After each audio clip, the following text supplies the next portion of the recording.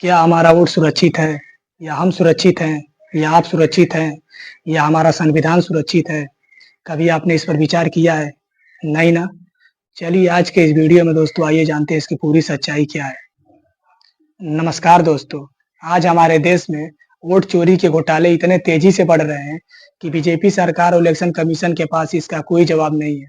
वहीं विपक्ष नेता राहुल गांधी ने बीजेपी सरकार और इलेक्शन कमीशन से डिजिटल डेटा की मांग की है, लेकिन बीजेपी सरकार और इलेक्शन कमीशन ने डिजिटल डेटा देने से इनकार कर दिया है।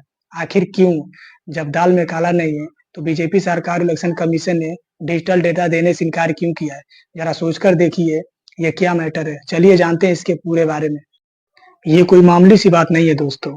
ये हमारे खिलाफ है, आपके खिलाफ है, लोकतंत्र के खिलाफ है, संविधान के खिलाफ है। चलिए जानते हैं बीजेपी सरकार और इलेक्शन कमीशन ने किस तरह से डिजिटल डेटा और ईवीएम को हैक किया है। ये जानकर आप भी हैरान हो जाएँगे कि बीजेपी सरकार और इलेक्शन कमीशन का इसमें क्या रणनीति है और इस लोकसभा के चुनाव में कैसे इन्होंने जीता है। साल 2024 के बाद कई स्टेटस से एक ही सवाल उठ रहा है कि क्या हमारे देश में इलेक्शन कमीशन चुनाव आयोग को सही से करा रहा है या नहीं? हमारा और आपका वोट चोरी क्यों हो रहा है?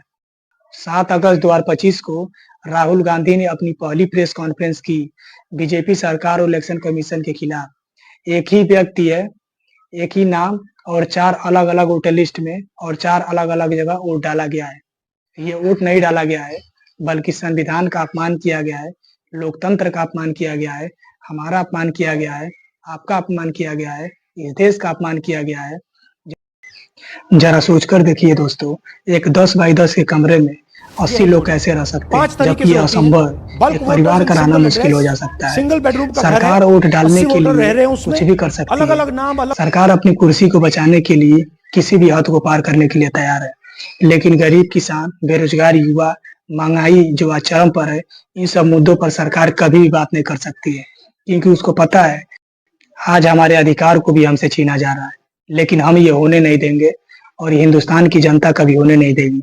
जो संविधान में लिखा गया है, वो हमेशा चलता रहेगा, चाहे कोई भी सरकार आए। हिंदुस्तान की जनता उसे हर हाल में मानने के लिए तैयार है और चाहे कोई भी सरकार हो, वो मानने के लिए तैयार है। आज हमारे अधिकार को भी हमसे छीना जा रहा है, लेकिन हम ये होने नहीं देंगे और ये हिंदुस्तान की जनता कभी होने नहीं देगी। जो संविधान में लिखा गया है, वो हमेशा चलता रहेगा, चाहे कोई भी सरकार आए। हिंदुस्तान की जनता उसे हर हाल में मानने के लिए तैयार है और चाहे कोई भी सरकार मानने के लिए तैयार है। वोट चोरी होने के 5 सबसे बड़े कारण। चलिए आज मैं बताता हूँ। पहला है डुप्लीकेट वोटर्स। एक ही व्यक्ति है, एक ही नाम है, एक ही फोटो है और 4 अलग-अलग बूथ पर वोट डाला गया है। अगर ऐसे 1 लाख डुप्लीकेट वोटर्स हों, तो चुनाव का नतीजा बदल सकता है और हुआ भी है इस साल लोकसभा चुनाव में। दूसरा है नकली इनवैलिड एड्रेस। कुछ वोटर ऐसे भी हैं, जिनका पता गायब है, हाउस नंबर 0 है, हैज है या वोटर लिस्ट पर वोट डालने वाले का फोटो ही नहीं है। इसका मतलब ये है कि अगर किसी भी इंसान को अगर वह वोटर लिस्ट दे दिया जाए, तो वो आसानी से वोट मार सकता है। जरा सोचकर देखिए कितनी घिनौनी हरकत हो सकती है भाई। तीसरा है फर्जी वोट डालना। ये जानकर आप हैरान हो जाएँगे। चलिए जानते हैं, एक 10 बाई 10 के कमरे में 80 लोग कैसे रह सकते हैं? जरा सोचकर देखिए, वहाँ से वोट डलवाया गया है, इसको कहते हैं डाटा लॉन्ड्रिंग। फर्जी वोटर को ऐड करके असली वोट को गायब कर देना, यही काम है बीजेपी सरकार और इलेक्शन कमीशन का। इस पे कड़ी से कड़ी सजा होनी चाहिए इन सब। चौथा है फर्जी फोटो। कुछ वोटर ऐसे भी थे, जिनके फोटो को ब्लर किया गया था या साफ मिसमैच था और उस पर साफ ही फोटो ही नहीं था। इसका मतलब ये है कि किसी का भी वोटर लिस्ट लेकर कोई भी वोट डाल सकता है, उसमें कोई भी रोक नहीं सकता है। ज़रा सोचकर देखिए चुनाव आयोग और बीजेपी सरकार ने कितना दिमाग लगाकर वोट डलवाया गया है। आप भी हैरान हो जाएँगे दोस्तों जानकर। पाँचवा है फॉर्म का दुरुपयोग। एक ही व्यक्ति के 6 अलग-अलग जगहों पर वोटर लिस्ट में नाम डाला गया था, ताकि वह 6 अलग-अलग जगहों पर वोट डाल सके। आइए जानते हैं इसके आंकड़े और सबूत के बारे में। तो आइए इसके आंकड़े और सबूत को गहराई से जानने की कोशिश करते हैं। वहीं कर्नाटका के महादेवपुरा में 1,25,000 वोट फर्जी डाले गए थे और रायबरेली में 18 से 27 वोट एक ही पते पर डाले गए थे, वो भी एक ही व्यक्ति के द्वारा। वहीं मुंबई और दिल्ली समेत कई जगहों पर कांग्रेस का दावा है कि 70 से 100 सीटें अगर ऐसे ही डुप्लीकेट वोटर से जीते गए हैं, तो इससे पूरा चुनाव प्रभावित हो सकता है। आखिर ऐसा क्यों है? वहीं कांग्रेस के प्रेसिडेंट राहुल गांधी ने बीजेपी सरकार और इलेक्शन कमीशन पर सवाल उठाते हुए कहा है कि बीजेपी सरकार और इलेक्शन कमीशन ने मिलकर वोट चोरी की धांधली। वहीं बीजेपी का दावा है कि विपक्ष का आरोप बिल्कुल गलत है क्योंकि उसके पास कोई ठोस सबूत नहीं है।